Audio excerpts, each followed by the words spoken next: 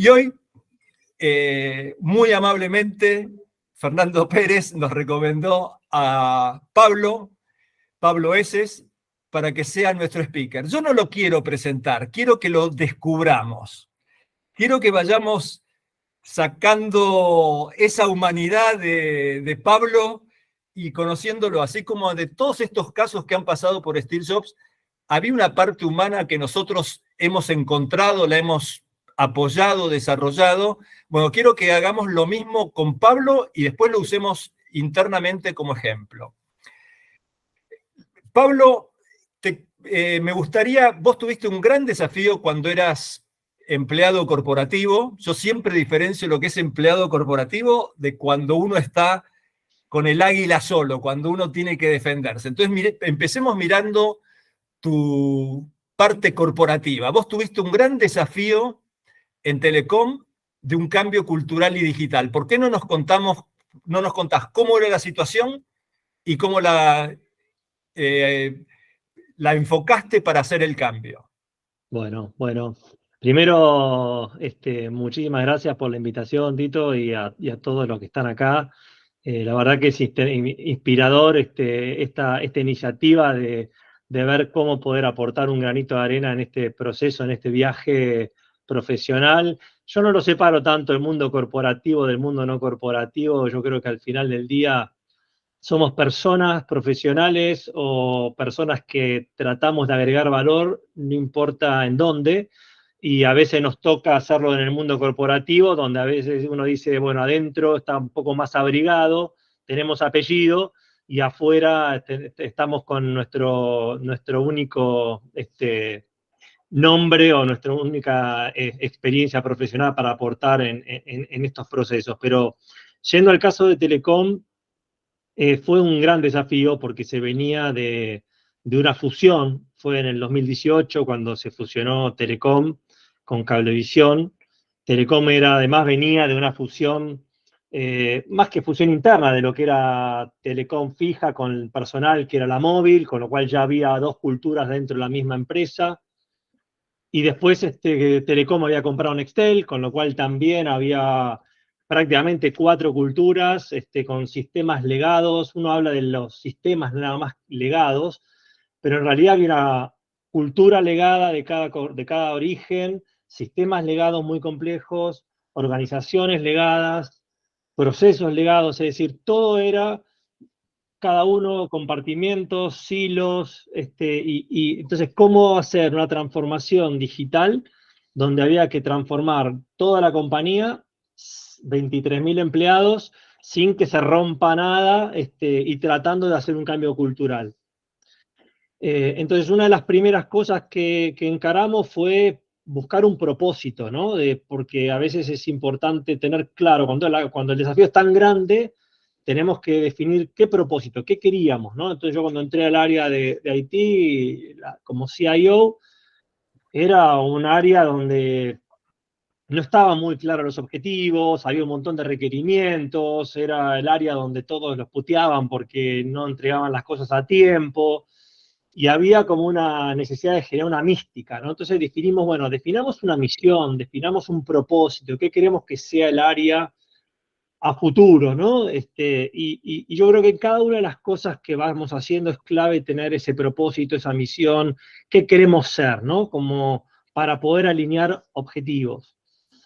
Y a nivel organización definimos programas para también poder definir en dónde vamos a poner foco. Entonces definimos 4 grandes programas de transformación, unos asociados al front, otros al back office, otros a la canalidad, otros a la parte de la red, otros que tenían que ver con habilitadores, de alguna manera para que la gente que participaba en esos programas sienta que tenía un propósito, un objetivo, foco, que las inversiones iban a ese lugar y empezar a crear esa mística en lugar de verticales por área, que de alguna manera se empiecen a agrupar por programas. Y son programas multianuales, porque son proyectos de implementación muy grandes que abarcaron gente de distintas áreas, y tratando de que la cultura o el cambio y la mística se vaya generando dentro de cada programa. Entonces, al final, ya no importaba qué centro de costo iba el salario, sino el objetivo de ese programa. Eso ayudó mucho a alinear los equipos, a romper barreras, de dónde venimos, hacia dónde vamos. Y por otro lado, después esos programas, una vez que terminaron, en lugar de irse cada uno a su área, continuaron, pero ya en lugar de ser un programa, fue una tribu de trabajo, donde estaba el área de negocios, el área de IT, el área de operaciones, todas juntas trabajando en una tribu donde unos miraban dentro de la misma tribu los objetivos de negocio, pero también los objetivos técnicos. Y cada uno empezó a empatizar, donde la gente técnica miraba indicadores de negocio y donde la gente de negocio se preocupaba porque los sistemas no se caigan y no solamente pedían cosas como requerimientos, ¿no? Entonces, fue un proceso donde no solamente es tecnológico, sino también un modelo de operación, un modelo de organización y un cambio cultural, ¿no? A veces cuando se habla de transformación digital, uno cree que es implementar una tecnología, pero en realidad es un cambio importante en la manera de trabajar, ¿no? También nos cambia la manera en la que trabajamos y fundamentalmente en estos procesos es muy claro, es muy importante tener claro el horizonte, hacia dónde vamos a ir, ¿no?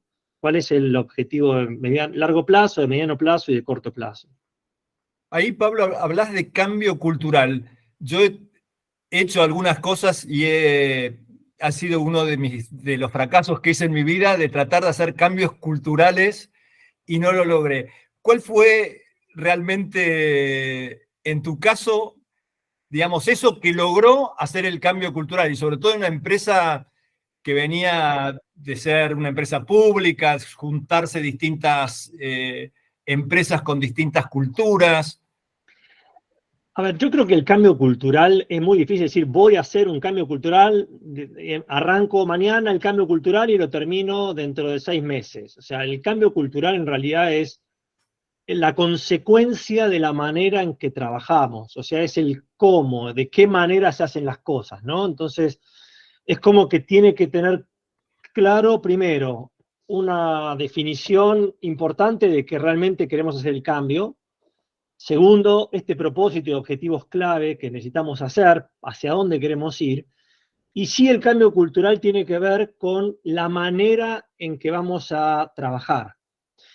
Y se va haciendo día a día, es el más difícil, el que más largo plazo necesita, es como que se va regando todos los días. El cambio de sistema se puede hacer en 3 meses lo cambiamos, en 6 meses lo cambiamos, en 8 meses lo cambiamos, la estructura la puedo cambiar, mañana hacemos otro organigrama y cambiamos los roles, pero el cambio cultural es mucho más profundo y tiene que ver cómo hacemos que la gente sienta, primero, que se haga dueña del cambio, que entienda, que pueda empatizar por lo que va haciendo y por eso es tan importante el propósito, ¿no? Entonces es como que es un juego de pequeños logros, no es que de un día para el otro, es un proceso. El cambio cultural es el más largo, el más complejo, pero también implica señales, ¿no?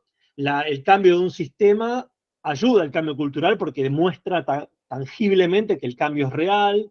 Un cambio de estructura también es tangible porque cambian roles. Explicarle a alguien que tenía 300 personas a cargo, que ahora no va a tener nadie a cargo, y que eso no significa que pierde poder, es parte del cambio cultural. ¿Cómo le explicamos a esa persona que el poder o la jerarquía no pasa por cuántas personas tengo a cargo, sino el valor que aporto en un proceso, ¿no? Mira, estás diciendo algo genial, porque cuando nosotros empezamos este proyecto, miramos cuáles eran las grandes objeciones a contratar gente de edad, y una es la flexibilidad.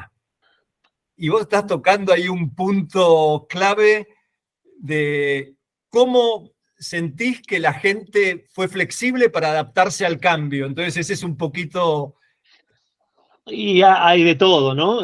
Uno tiene que también ir leyendo y también en esto de la transformación, que lo voy a repetir probablemente a lo largo de la charla porque va a Pero surgir perfecto, varias veces, es lo que necesitamos. no es un fin. O sea, la transformación no es tenemos que transformarnos. Entonces, la transformación hay que hacer cosas para transformar. La transformación es el medio para hacer el cambio. medio, con lo cual las cosas que vamos haciendo de los objetivos, de la estructura, de los roles, son cosas que uno hace porque es necesario hacer una determinada transformación, un determinado cambio. O sea, y el cambio es generar impacto. Yo lo que necesito es mejorar mi proceso de aumentar el revenue de la compañía, y voy a hacer determinadas cosas para aumentar el revenue de la compañía, o necesito procesos para hacer más eficiente un proceso y ahorrar costos. Entonces, ese es el fin. El medio es qué hago para eso. Y si tengo que cambiar la organización y tengo que cambiar la manera en que me organizo, me estructuro, ese es una herramienta que hago para que ese objetivo se cumpla. Entonces, primero defino el objetivo, primero defino esa estrategia, hacia dónde quiero ir, después defino qué modelo de procesos, qué cosas, qué actividades voy a hacer, y qué skill necesita esas actividades que voy a hacer. Entonces hay skills que ya no se necesitan y otros que sí se necesitan. Cuando empezamos en Telecom la transformación, no existía el Scrum Master, no existía el Delivery Manager, no existía el Agile Coach, había roles que no existían, había otros gerentes, jefes, líderes, y pasar a una organización donde ahora nos organizamos de otra manera para cumplir un objetivo, no por un fin en sí mismo. Había gente que decía, mira, vos sos gerente de área, pero ahora vas a ser un product owner donde trabajás con estas 6 personas y tu área ya no está más, ahora miran otras cosas, ¿no? Y eso genera una situación de estrés, porque pará, ¿y qué pasa con mi equipo y mi organización? Yo tenía gente a cargo, ¿y qué hacías? Y yo manejaba a la gente, pero ¿y cuál era tu valor?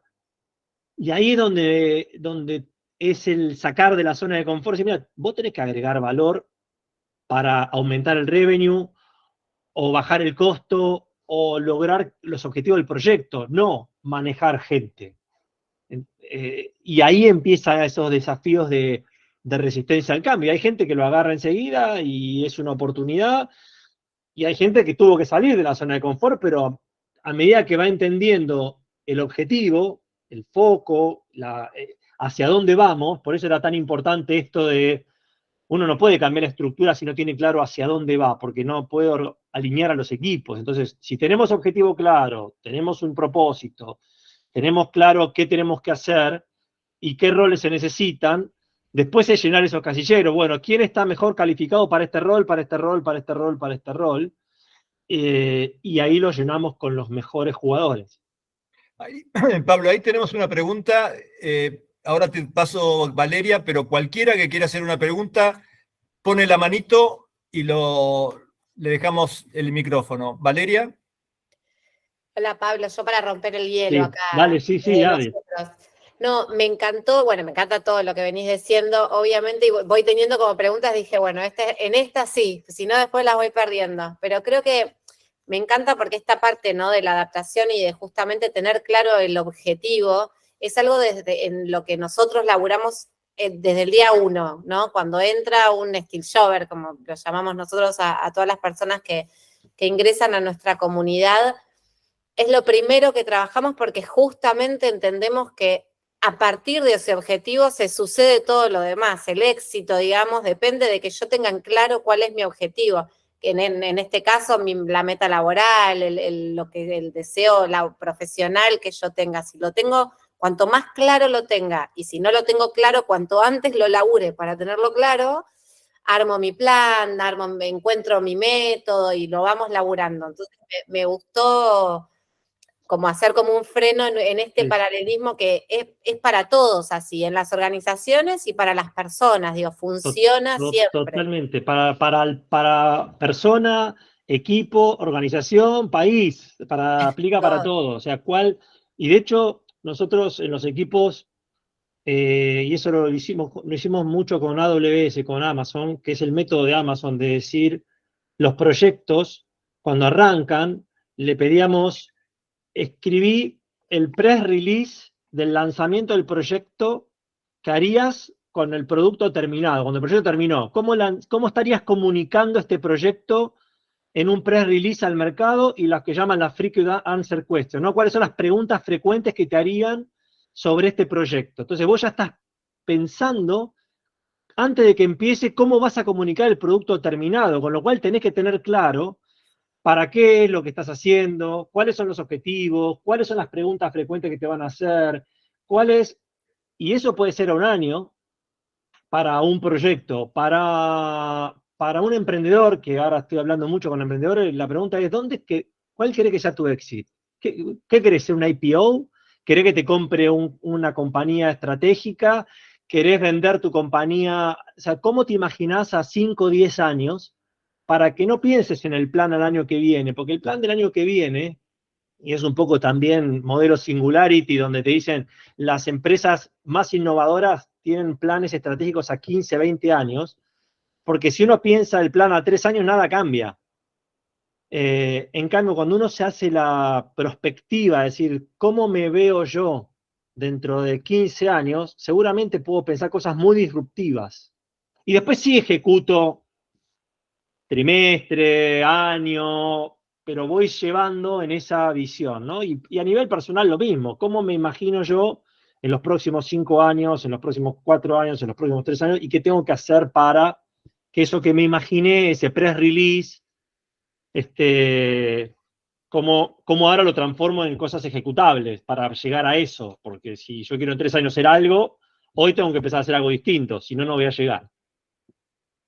Pablo, para sacarte ahora tu zona de confort, ahí estabas totalmente confortable en Telecom, estabas manejando 23.000 personas, cambiándoles el propósito, pero decidiste retirarte de tu vida corporativa. Contanos cómo es ese momento. Yo te vuelvo a decir esto, ¿no?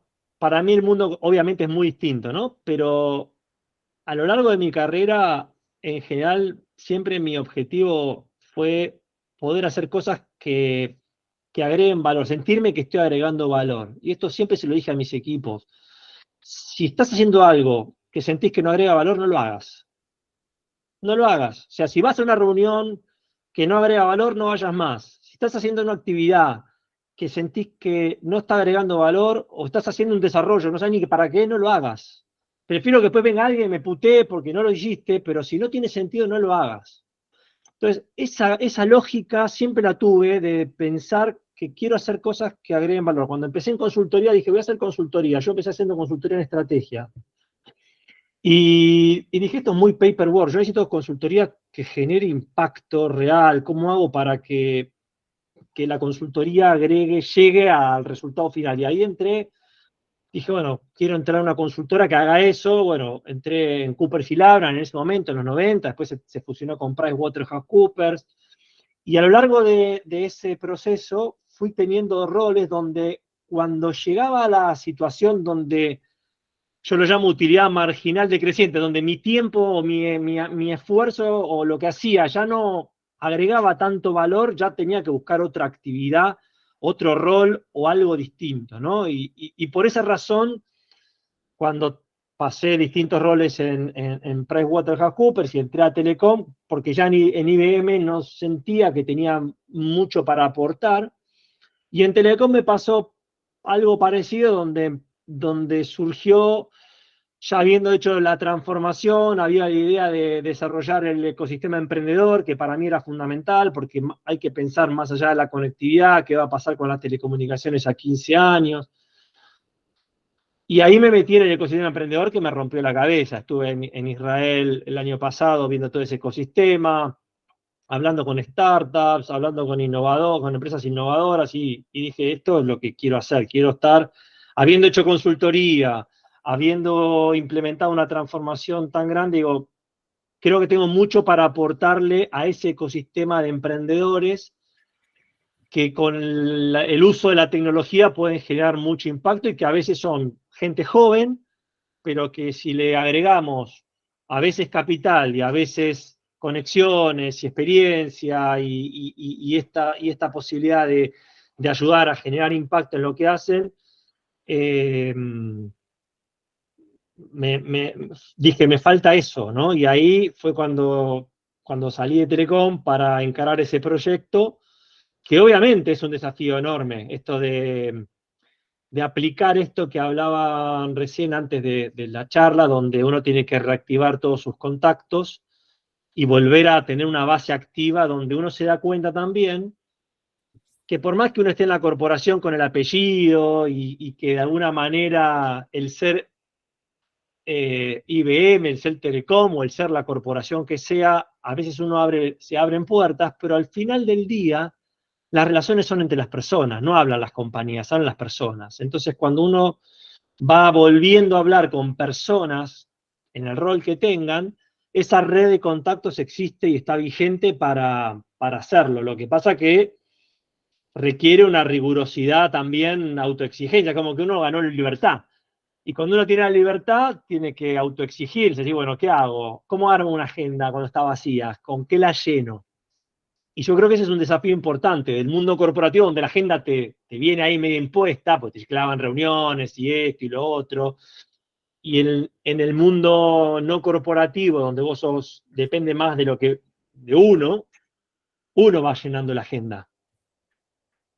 Contanos algún momento de debilidad en este proceso que hayas tenido, Pablo, que hayas dicho, uy, me equivoqué, o no, quizás no.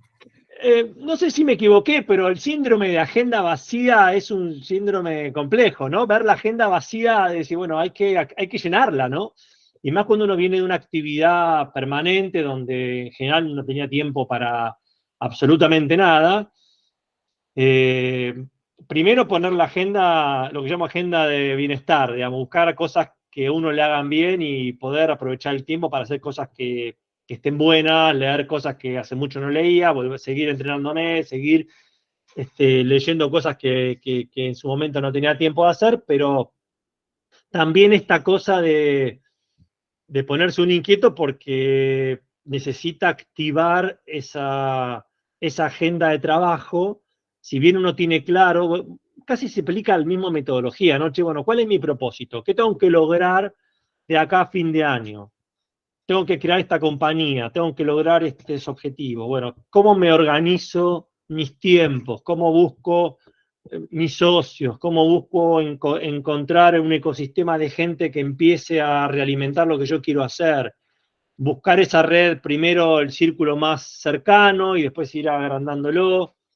Y me parece que creo que ese es el punto más complejo, ¿no? O sea, el mundo corporativo, a veces uno se queja porque no maneja uno la agenda. Pero te ordena. Y te ordena. Y el mundo, llamarlo emprendedor o independiente, sí, es un mundo donde es más libre, está buenísimo, pero también uno tiene que tener un método también para ser emprendedor o para tener una actividad independiente, ¿no? Contanos, si se puede, tu método, o si lo tenés estructurado, tu método. No, a ver, yo creo que el método es este que siempre planteé, de definir dónde quiero estar, ¿no? ¿Qué quiero que pase a fin de año? ¿Qué cosas tienen que ocurrir?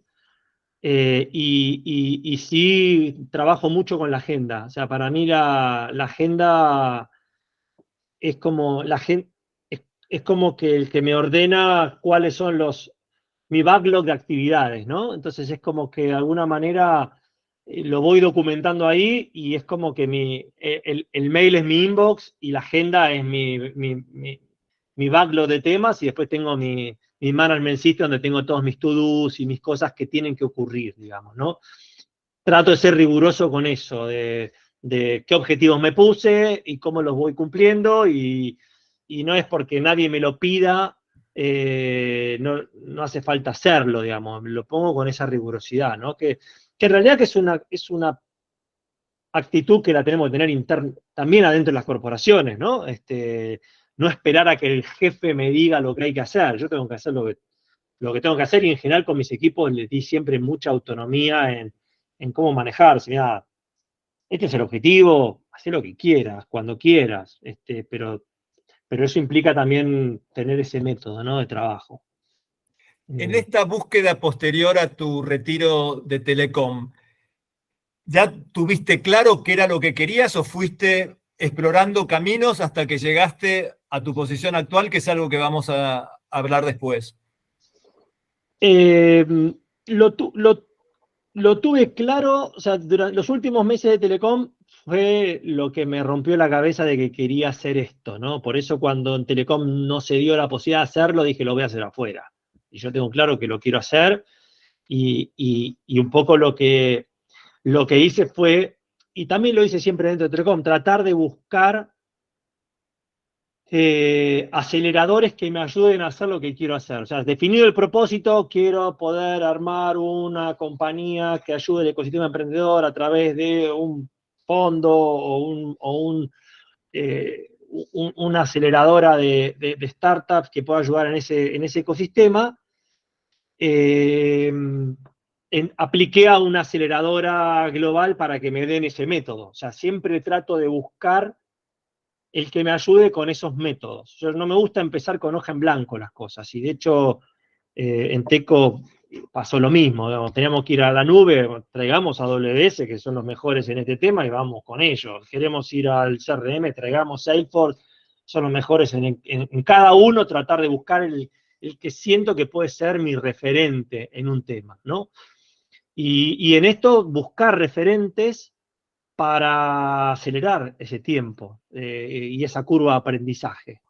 Y yo ponerle después mi impronta, ¿no? Entonces sí, tuve claro el objetivo, vas pivoteando permanentemente, porque si, che, por acá no, pensaba que era una manera y voy por otro lado. En el camino te van apareciendo un montón de cosas atractivas que te pueden desenfocar y decir, che, mirá, apareció esto, bueno, lo agarro. Esto también es el riesgo del no corporativo, ¿no? Vas agarrando, che, está bueno esto, me gustó, voy, agarro esto, no voy. A veces corres el riesgo de perder foco. Pero creo que en esto siempre me interesó mucho, por lo menos por un tiempo, decir, bueno, en estos 6 meses, este objetivo que me propuse de armar esto, tengo que tener claridad, este es el foco de las próximas semanas, tengo que lograr estos contactos, pasar de comprador a vendedor, cambiar el chip y hacerlo, ¿no? Y activar una red. Digamos, comentaste que habías estado en Israel. ¿Qué es lo que te aportó y cómo decidiste tomar esos cursos o no sé qué eran? Sí, a ver, cuando uno habla del ecosistema emprendedor, hay dos focos, digamos. Uno está Silicon Valley por un lado, en Estados Unidos, que tiene la propia capacidad para generar unicornios a 5 cuadras de la casa, y tenés el otro polo en Israel, que es una nación, es una startup nation, digamos, es una nación de emprendedores, que no tiene capacidad de generar un unicornio.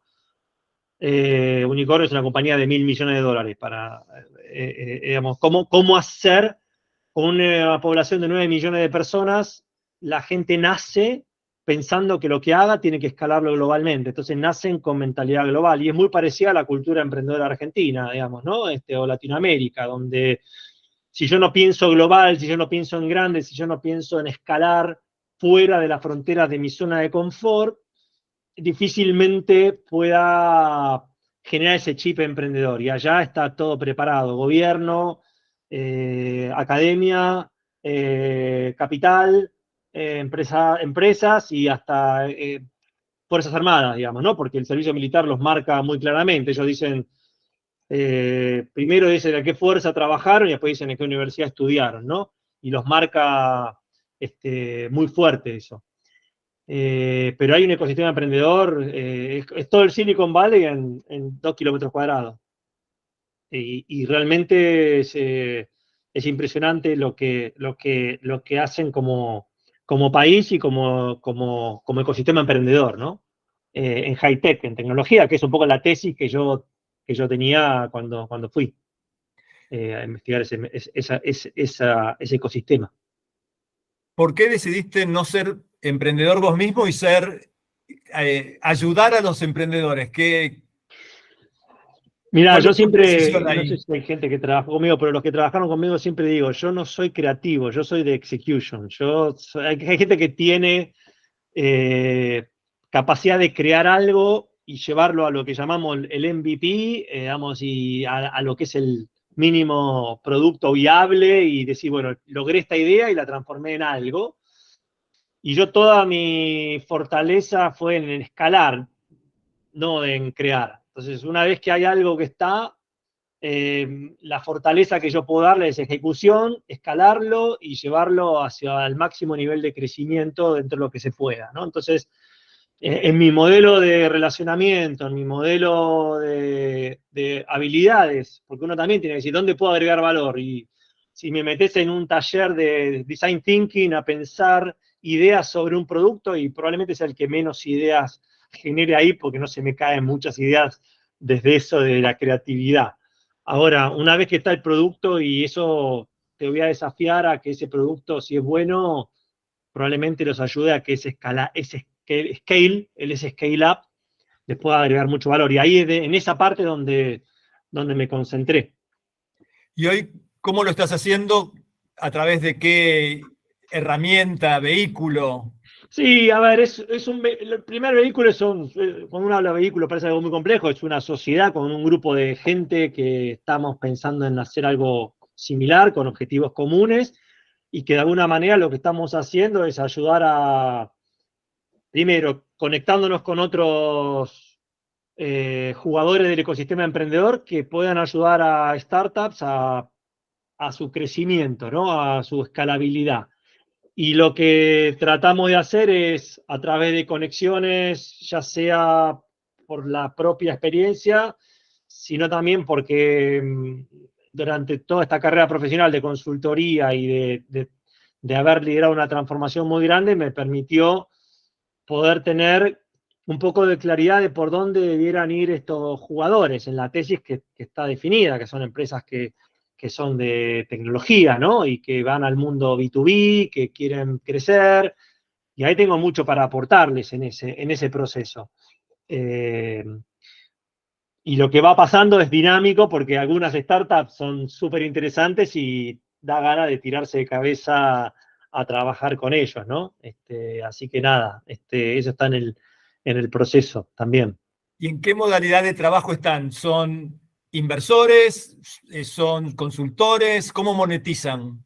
Es un modelo híbrido, digamos. Hay cosas que, desde el punto de vista de compliance, no, es un fondo que no es un fondo todavía, pero sí es darles conexión, por un lado, advisoring, que eso se monetiza de distinta manera, con participación en la compañía o con honorarios, y después con conexiones, y después, para mí es unir el mundo corporativo con el mundo emprendedor, con lo cual al final uno va trabajando en las dos patas.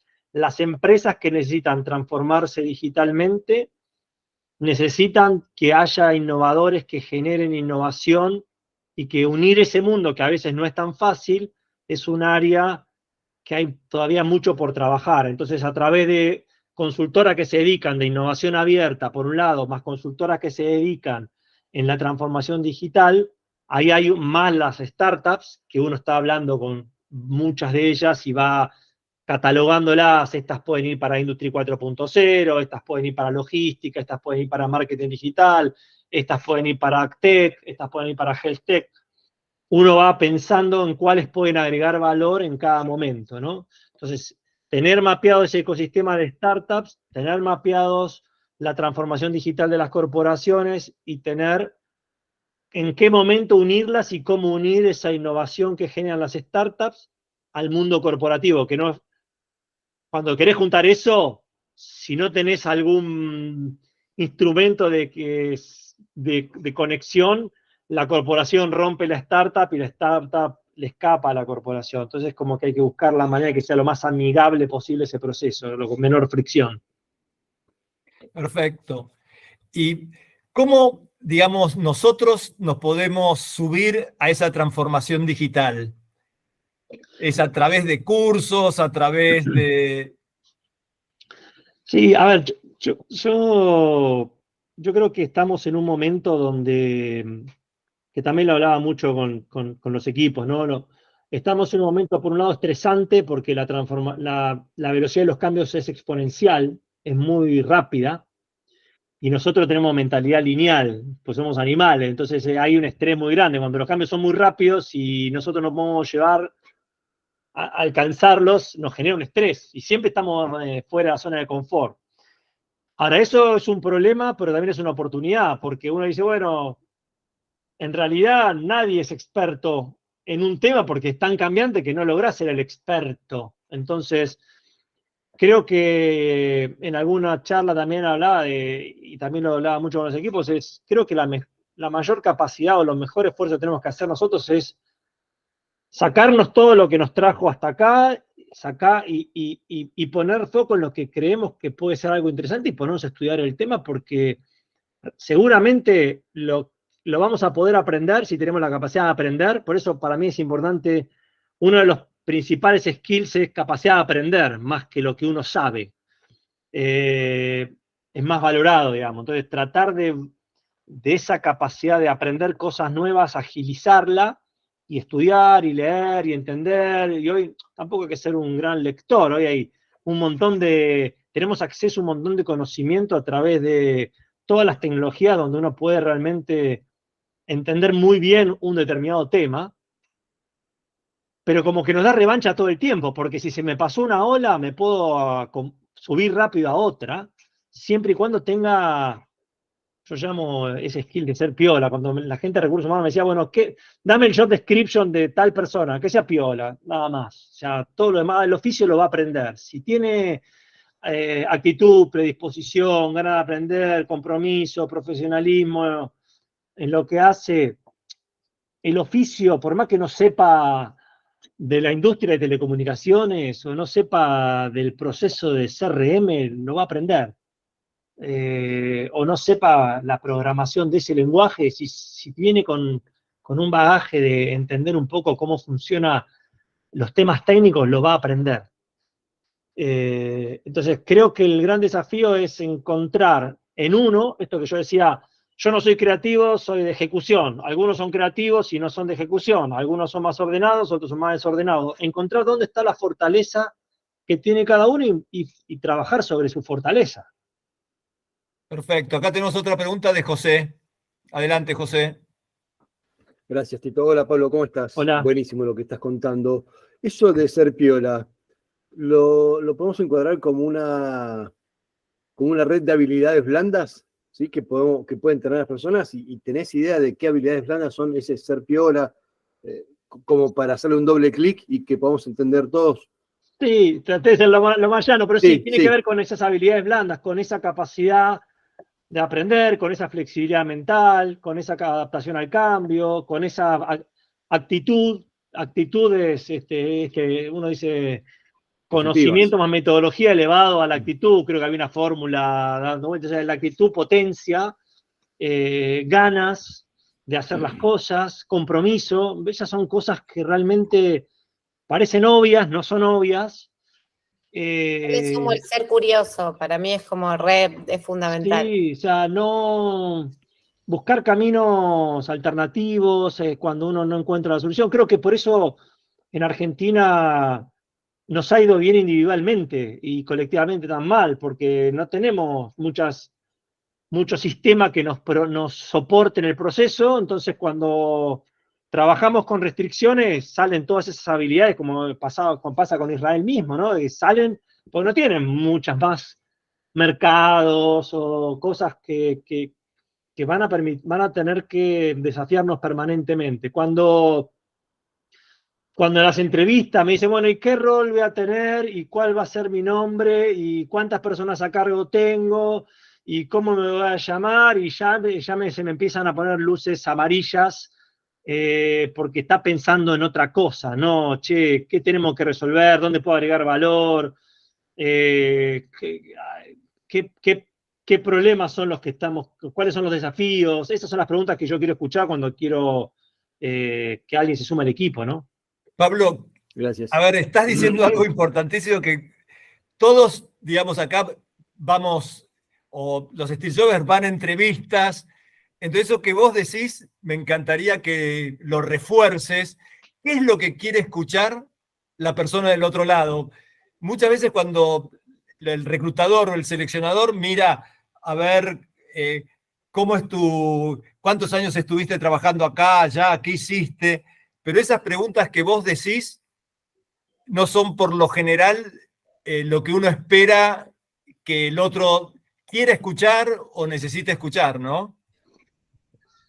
Sí, bueno, también depende mucho. Hay gente que valora eso y entonces no hay una receta, digamos, esto es lo que me pasa a mí, digamos, pero yo creo que al final del día está yendo para ese lado, ¿no? Las organizaciones están yendo a estructuras más ágiles, menos jerarquías y más el valor individual que puedo dar. A mí me parece que es importante poder demostrar que tengo capacidad de trabajar en equipo y empatizar con un montón de gente, pero tengo para dar una contribución individual. Es importante entender cuál es la contribución individual que voy a dar. ¿En qué voy a aportar? Yo voy a resolver un problema, yo tengo capacidad de ejecución y voy a poder resolver este problema y me voy a poner este problema al hombro y lo que no sepa lo voy a estudiar y lo que no sepa lo voy a aprender y lo que necesito es que me des el tiempo para poder entender todas estas cosas. Estoy comprometido, entiendo hacia dónde, hago las preguntas para entender justamente cuáles son los problemas. Si uno no, y creo que esto también es importante, hay gente que no cuenta los problemas, y parte también de mis charlas con el equipo es, cuanto más contemos los problemas, más gente va a haber para acercarse a traerme la solución a mis problemas. Si yo no cuento cuáles son mis problemas, nadie va a acercarme a una solución. Entonces, también está bueno preguntar, bueno, qué problemas quieren resolver y ver cómo, desde mi rol, desde mis capacidades, desde lo que yo tengo, puedo aportar a resolver lo que esta compañía quiera, ¿no? Si necesita crecer, o necesita expandirse, o necesita reducir costos, o necesita alguien que ordene una determinada situación. Depende para qué sea lo que la compañía esté buscando, también pedir, che, ¿hacia dónde va? También está bueno cuando uno va a una reunión o una entrevista, o sea, también preguntar, che, ¿cuál es el propósito? ¿Hacia dónde va la compañía? ¿Qué es lo que están buscando? ¿Cuál es, además de mi rol o lo que yo puedo hacer o el job description, ¿no? Porque el problema del job description y encontrar a la persona justa para el job description, cuando cambia el rol, que va a cambiar porque estamos en un mundo de alta transformación y de cambio exponencial, esa persona queda otra vez fuera de aporte, porque si el rol cambió y yo tenía una persona justa para ese rol, me cambió el rol, la persona ya no me sirve. Ahora, si yo tengo una persona, que también digo, first who, then what, digamos, primero quién, después para qué. Si yo tengo una persona que es buena, aunque no haga fit con el rol, yo estoy seguro que si cambia el rol, cambia la posición, cambia la realidad, esa persona va a hacer el cambio para pivotear y adaptarse a eso, ¿no? Entonces, creo que está bueno poder mostrar, y aparte de hacer esfuerzo, no solamente mostrar, porque después del momento de la verdad dura 10 minutos, ¿no? Sí, pero sí tratar de transmitir que uno está para poder adaptarse a esa situación, ¿no? De cambio y que en el corto plazo puedo aportar valor en función de mi experiencia y mis capacidades. Donde la edad no tiene nada que ver. Bueno, genial, porque realmente nosotros mismos nos ponemos barreras y una es la edad. Cuando yo, digamos, una de las cosas que hago es, hablo por primera vez con la persona que se registra en nuestra página web y por lo general yo te diría que más de un 70% pone la edad. Y yo digo, mira, yo no te pregunto la edad, quiero ver qué querés hacer, qué talentos tenés. Por eso es bueno que uno tenga sacarse el prejuicio de la edad. Uno tiene talentos y nosotros, digamos, en Steve Jobs lo que ayudamos es a mostrar eso, y ese proceso que vos decís es algo que tratamos de impulsarlo y que la gente se sienta realmente que puede y que tiene las habilidades y los talentos para lograr sus objetivos, ¿no? ¿Verdad? Quiere decir que sí. Realmente toda tu charla alguien después tiene que analizarla bien punto por punto, porque lo que haces es el plan de acción, el determinar el propósito, esas cosas que son tan fáciles, pero difíciles de implementar. Sí, Yo no sí. sé si vos tenés, digamos, te veo muy ordenado, muy enfocado. Es algo que lo practicás, haces meditación a la mañana. No, la verdad que, y esto lo charlábamos con los equipos muchas veces, para mí las herramientas son un medio. O sea, cuando uno, y siempre lo puse con la agenda, digamos, si uno el día viernes a la tarde dice, bueno, voy a llenar la agenda porque la tengo que tener completa, ya es una actividad burocrática que me implica tener que decir qué hice, qué día, para hacer el balance. Ya lo estoy usando como un fin, completar la agenda. Ahora, si esto es algo dinámico, donde todos los días yo uso la agenda para definir mis to-dos, para organizar mis reuniones, y todo está puesto ahí, la agenda es el medio. Y esto pasa con las herramientas de change management, las herramientas de gestión de proyectos, las herramientas de carga de horarias. Cuando uno lo usa como un fin, es una actividad burocrática. Cuando uno de esas herramientas que ayudan, porque son métodos, son metodologías tan probadas que funcionan, el tema es cuando uno las usa como una carga burocrática que, tengo que usar esta herramienta, chao, ya estoy frito, porque me obligan a usar la herramienta porque hay que usarla, porque alguien la tiene que ver después. Ya ahí cagamos. Pero si la herramienta es un elemento, mi to-do list no es solamente para poner cosas, sino realmente lo tengo que limpiar, tengo una actividad para hacer, si yo no hago esta actividad no puedo hacer la siguiente, me hace un balance de cómo estoy haciendo las reuniones, cómo me organizo en los temas. Al final ahí lo estoy usando todas esas herramientas como un método, como un medio para cumplir esos objetivos, que al final lo más importante es cumplir el objetivo. Más que. ¿Cuán duro sos con vos mismo, Pablo? ¿Cómo? ¿Cuán duro sos para Sí, juzgarte vos mismo con respecto al to-do list? Y sí, uno es exigente. No puedo, ¿viste? Cuando yo tengo todos estos contadores de WhatsApp, no lo puedo tener con ningún mensaje abierto. El inbox tiene que estar siempre vacío y es mi to-do, porque se supone que no puede haber nada en el inbox, porque todo en la demás carpeta de. Si ya lo leí, ya para algún lado, y si no, me falta. Son cosas Por eso digo que vos me decís, ¿por qué no soy emprendedor? Probablemente esas skills para un creativo no me tomarían nunca para ser publicista, digamos. Porque probablemente tiene que ver con core capabilities que van para otro lado, digamos, ¿no? Pero me parece que cada uno tenemos que poder ser medio esquizofrénico y a veces ser los loquitos, innovadores, y a veces ser los racionales y los procesos y no tener que tenerlos y hasta forzarlo de alguna manera, ¿no? Lo que llama medio el management sí, yo lo llamo medio esquizofrénico, me llamo, porque es como que tenemos doble personalidad y empezamos a mirar un poco las cosas de distinta manera, pero hay que forzarlo un poquito eso, ¿no?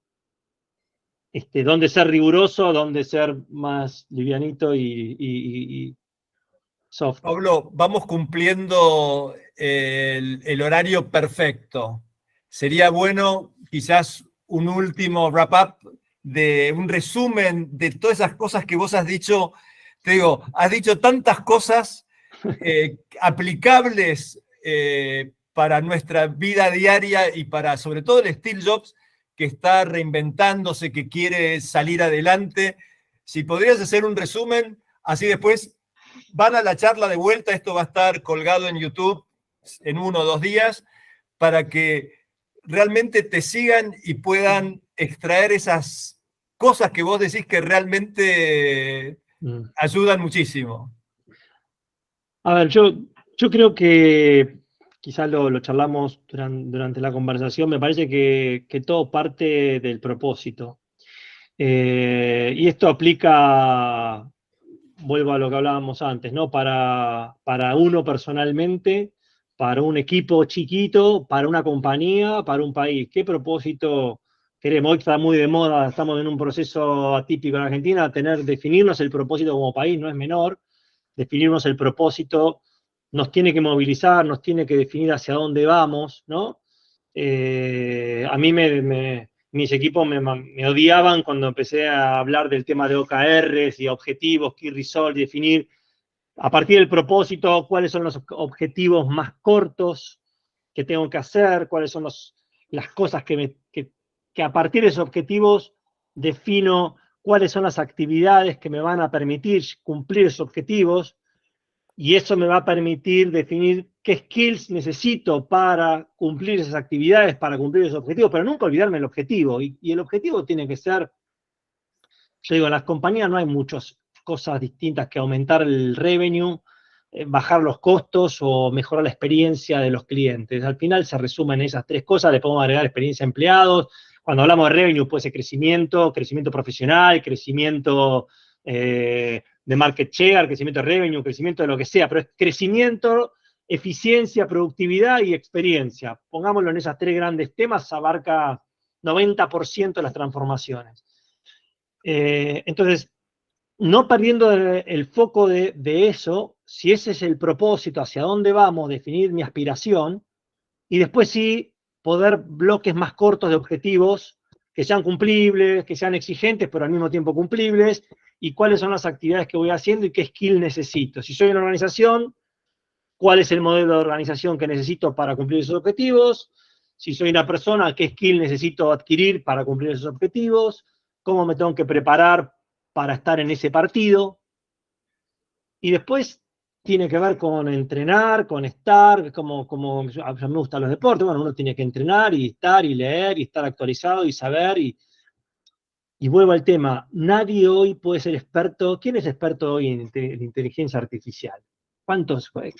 Estamos en nivel foundation, o sea, con lo cual, si alguien se perdió 10 etapas antes de la inteligencia artificial, bueno, se puede meter en carrera rápidamente, por poner un ejemplo, digamos, ¿no? La transformación digital, los Agile Coach, ¿cuántas compañías realmente han logrado hacer la transformación digital? Menos del 1% de las compañías. Y mucho se habla todavía de transformación digital. Entonces, creo que hay un montón de oportunidades en cada uno de los temas, que no solamente son tecnológicos, en cualquiera de los temas, ¿no? Pero me parece que es clave partir de ese propósito. Propósito de largo, ejecución de en corto, actividades, y qué cosas tengo que desarrollar para cumplir ese objetivo, ¿no? Pablo, estamos llegando sobre la hora.